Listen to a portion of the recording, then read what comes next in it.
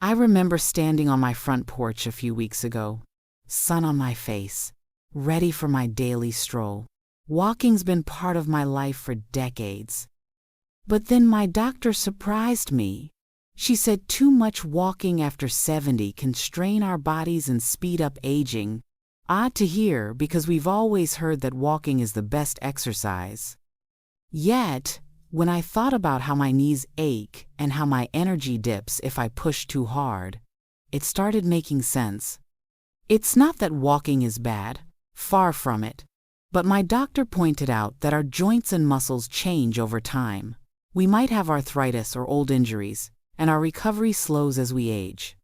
She warned me that too much walking can lead to inflammation and wear, making us feel older. That made me realize we need to adjust our routines so we don't accidentally hasten the very effects we're trying to avoid.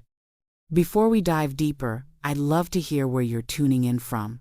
And if you find any value in these conversations, a like or subscription helps get the word out. Now let's explore the warning about walking too much after 70 and discover ways to stay active without overburdening our bodies. I used to believe walking any distance was safe, no matter how old I got. Yet, around my late 60s, I noticed my knees felt sore more often. My hips would complain if I walked too quickly or too far. A friend of mine ended up with swollen ankles after trying to walk 3 miles daily. She felt proud, but soon realized it was taking a toll on her joints. Doctors say stress can accumulate in older bodies. Our cartilage thins, our ligaments weaken, and each step places stress on those areas.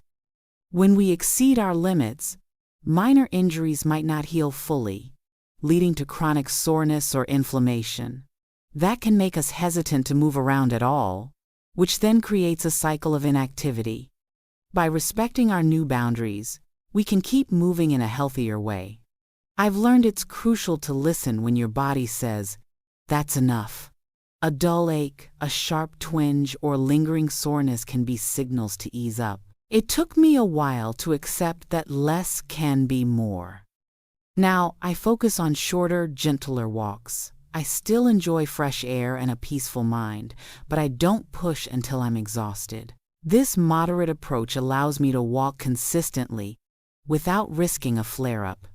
One key tip is to do warm-ups and cool-downs. Before walking, I'll stretch my calves, roll my shoulders, and gently move my hips side to side. That loosens up the joints and muscles.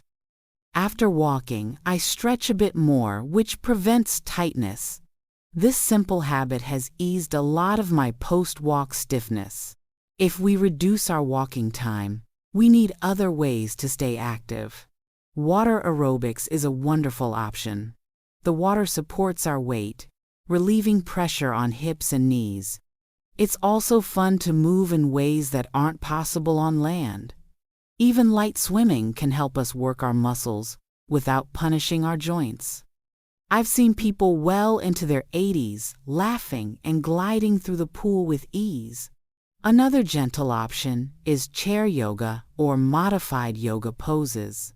I used to think yoga was for younger folks, but it helps with balance, flexibility, and strength. I've found that a few simple poses can open up stiff hips and shoulders, so I feel more comfortable all day.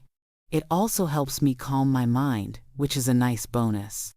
Variety is key. Rather than relying on one form of exercise, we can rotate through several. For me, that might be a brief walk on Monday, a swim on Tuesday, some gentle chair yoga on Wednesday, and so on.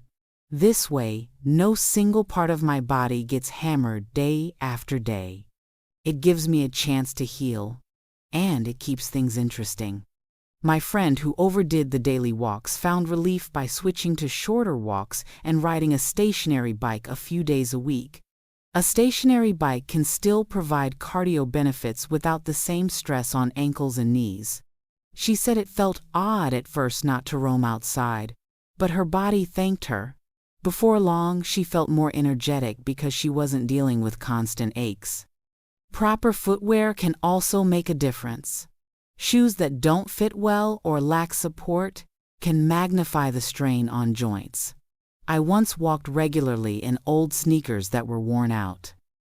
My doctor suggested I switch to shoes with better cushioning, and it changed everything. My feet didn't hurt as much, and my legs felt lighter. It's a simple fix that many overlook. Likewise, think about the surfaces you walk on. Concrete and asphalt are tough on older bones. If you have access to a trail, grass, or a rubberized track, it's easier on your joints. Even a dirt path can be kinder than pavement, though you have to watch for roots and uneven spots. It may seem like a small adjustment, but it can save you from extra pain. Don't worry that reducing walking means you won't stay fit. We can blend different gentle activities, light weights or resistance bands for muscle strength, simple balance exercises to avoid falls, and mindful stretching to keep flexibility. These help us remain strong and steady, so we're less likely to stumble. Stronger muscles also help cushion our joints when we do choose to walk. Sometimes people say, "What if I just push through the pain?" That mindset might have worked when we were younger, but it's riskier now. Pushing through can escalate minor issues into bigger problems. We might end up losing weeks or months recovering from an injury. By honoring our limits, we can stay active for the long run, which is more valuable than a temporary sense of toughness. When you do walk, consider making it a mindful walk. Go slower. Notice your surroundings. Feel how your feet land. Listen to the birds. This isn't about hitting a pace or a distance. It's about gentle movement and enjoyment. I found that when I stop worrying about how fast I'm going, I appreciate the moment more. That also helps me realize sooner if something starts hurting, so I can adjust. Some folks use walking poles or canes. That might seem embarrassing at first, but there's no shame in getting extra support. Poles can improve stability and reduce stress on knees. I've seen neighbors use them successfully on hikes they otherwise might skip. They walk with confidence, and they come home smiling instead of limping. It's also important to rest. After a moderately long walk, I'll sit down, maybe elevate my legs, and drink water. Resting is part of staying active in a balanced way. If I skip rest, I risk aggravating any soreness. I've learned that an extra 15 or 20 minutes with my feet up can mean the difference between feeling fine the next day and having stiff joints. You might consider consulting a physical therapist if you have ongoing aches. They can evaluate your posture, gait, and muscle strength, then recommend specific exercises. Physical therapy isn't only for people recovering from surgery. It can help us fine-tune how we move, so we don't inadvertently strain ourselves. It's an investment in our mobility. We also have to think about lifestyle factors. Adequate sleep, good nutrition, and stress management all contribute to how our bodies handle exercise. If we're not well rested, our muscles may feel more fatigued, and our joints might be more sensitive. Staying hydrated helps too. I used to forget to drink enough water, especially on cooler days. But being hydrated keeps joints lubricated and reduces cramps. Ever since I started following these guidelines, I've noticed I have more energy for other activities. Before, I'd walk too much, and then I'd be too tired or sore to do chores or spend time with friends. Now, with shorter walks and diversified exercises, I'm more active overall. I garden, cook, play with my grandchildren, and still enjoy a stroll when the weather is nice. A neighbor of mine was stubborn about changing her routine. She insisted on walking 2 miles daily, come rain or shine, even when her doctor advised caution. Sure enough, she began having knee pain that forced her to stop all exercise for a month. It took her another month to get back on track. She told me later she wished she had slowed down before the pain set in. From what I've seen, it's better to walk less, but walk well than walk more and risk injury. Our goals evolve with age. When I was 50, I might have aimed for a certain number of steps. Now, at 75, my goal is to remain mobile, comfortable, and independent. That means I treasure any movement that keeps me feeling good instead of chasing a big mileage goal. Chair exercises can also add variety. You can do leg lifts, arm curls, or torso twists while seated. It's low impact but still works key muscle groups. Some senior centers offer classes or even have videos online you can follow at home. A few minutes of chair exercises can make a difference in how stable we feel when standing or walking. Balance drills are vital. Standing on one foot for 20 seconds, then switching, helps strengthen ankles and improve stability. I keep a chair nearby in case I wobble. These drills might seem small, but they really help. If our balance is good, we're less likely to take a tumble on walks or everyday tasks.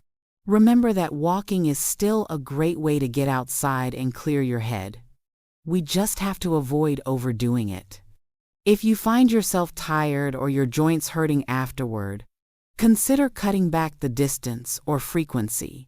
And if you're constantly in pain, that's a red flag to talk to a professional. Think about the mental side of exercise too. We might get worried that reducing walking will lead to weight gain or weakened heart health. The truth is, a balanced mix of lower impact activities can be just as beneficial. Swimming, light cycling, stretching, even gentle dancing. These can support heart health without the same pounding on your joints. You may find one or more that you truly enjoy. It took me a while to accept that I couldn't walk like I did in my 40s. At first, it felt like I was giving up. But then I realized it's just part of adapting as we age. By taking a kinder approach, I get more out of each walk. I don't limp around afterward, and I stay in a better mood. It's amazing how a small change in mindset can transform the experience. If you're concerned about cardiovascular exercise, a simple solution might be brisk, shorter walks. Go at a comfortable pace for 5 or 10 minutes. Rest. Then repeat if you feel up to it. Breaking it into intervals can be gentler on the joints than a continuous walk. This gives your body a chance to recover in between segments. We should also watch out for uneven sidewalks or crowded spaces. Tripping hazards become more intimidating as we age. It's not just the walk itself, but the environment we're walking in. If you're feeling uncertain about your footing, it might be time to pick a safer route. Sometimes a local indoor mall offers a smooth surface and a climate-controlled space for walking. I've grown to appreciate my shorter walks more than I ever enjoyed the long ones. Now I'm more focused on the sounds of birds, the sight of flowers, or chatting with a friend along the way. It's not a forced march to hit a goal. It's a pleasant outing, part of my day, not the entire day's main event. That mental shift made a big difference. Yes, there's a doctor's warning about walking too much after 70. But it doesn't mean we're stuck in our chairs. It means, let's be mindful. Let's mix up our routines, use supportive shoes, pick friendly surfaces, and listen to our bodies. That's the key to staying healthy and happy in our later years. We have wisdom on our side now, and it can guide us to exercise smarter, not harder. Sometimes folks ask if it's ever okay to do a longer walk. Of course it is, if you've built up to it and feel strong enough. The trick is moderation. Maybe do a longer walk once a week, then spend the following days on gentler activities. Check in with yourself. If you feel sore for more than a day, that might be a sign you overdid it. It's all about balance. Ultimately, life is too short to spend it nursing avoidable injuries. We want to enjoy each day as much as we can. If changing how we walk and exploring other exercises helps us keep our mobility, it's well worth it. There's no shame in adjusting to new realities.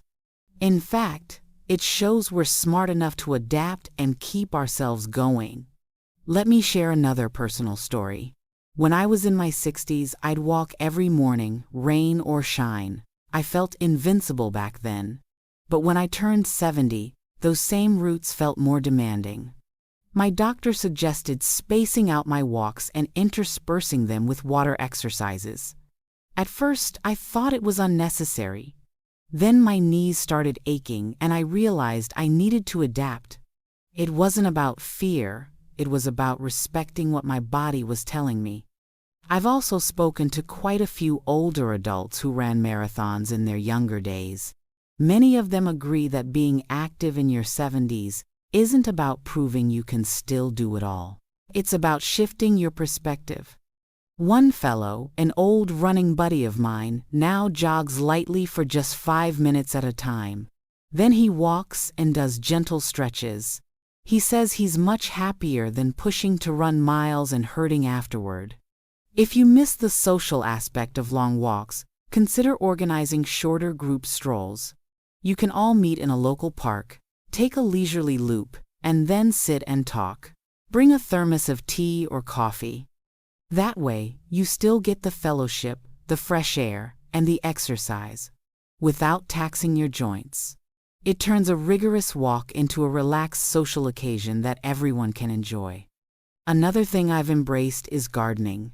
At 75, I find tending flowers and vegetables just as rewarding as a lengthy walk.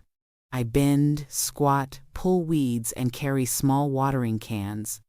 It's a full-body activity but done at my own pace. And if I get tired, I can take a seat in the garden, admire my plants, and catch my breath. It's a source of peace and a gentle workout rolled into one. I realize some folks might worry about losing steps. It's true that many of us track our steps on a watch or phone. But chasing a step count can become a trap. You might ignore your body's signals just to hit a number. That can lead to overuse injuries. I've come to see that daily quality movement is more important than a random figure. Sometimes, I walk fewer steps but end up feeling far better afterward. Let's also talk about posture. Over the years, I found that my walking form had deteriorated. My shoulders hunched forward, and I barely engaged my core. A physical therapist showed me how to straighten up, draw my shoulders back, and keep my head aligned. Good posture can reduce stress on the back and hips. Even if you walk fewer minutes, walking with proper form can deliver more benefits and less strain. In my community, we started a movement circle where seniors gather twice a week. One day, we do mild stretching and breath work. The other day, we do easy resistance exercises using bands or light hand weights. We also throw in a slow walk around the community center. It's flexible, so each person can do as much or as little as feels right. The camaraderie is amazing. We cheer each other on, and no one feels pressured to exceed their comfort level. I'd also like to mention the importance of mental health. Being active isn't just about physical benefits, it's about feeling good in spirit. Too much strenuous exercise can actually raise stress hormones if we're not careful. A balanced routine that includes restful activities, like gentle stretching, meditation, or listening to music, can help soothe both body and mind. When we're calmer, our bodies also tend to recover better. Sometimes, people wonder if they should just quit walking altogether if they start hurting. I believe that's rarely the best course. Instead, scale back. Check with a professional if the pain persists. Maybe you need a shorter stride, a slower pace, better shoes, or a softer surface. Often, small tweaks fix the problem. Quitting movement entirely can lead to stiffness and weaker muscles. Movement helps us stay limber, but it's all about the right dose. Finally, I want to stress that there's nothing unmanly or unwomanly about taking it easy. Growing older involves wisdom, Wisdom tells us to heed our doctors, our bodies, and our experiences. If we keep that in mind, we can continue walking, just not to the point of breaking ourselves down. Life is meant to be savored. It's better to enjoy a gentle walk today and be ready for more tomorrow, rather than push too hard and regret it for days on end. As we wrap up, remember that aging is not a curse but a transition. We can choose how to navigate it. Walking may still be part of your life, just in a way that respects your changing body. A shorter walk with thoughtful rest and cross-training can yield better results than trying to power through miles. Let's keep moving, but let's move wisely. After all, we've earned the right to treat our bodies with a little extra kindness.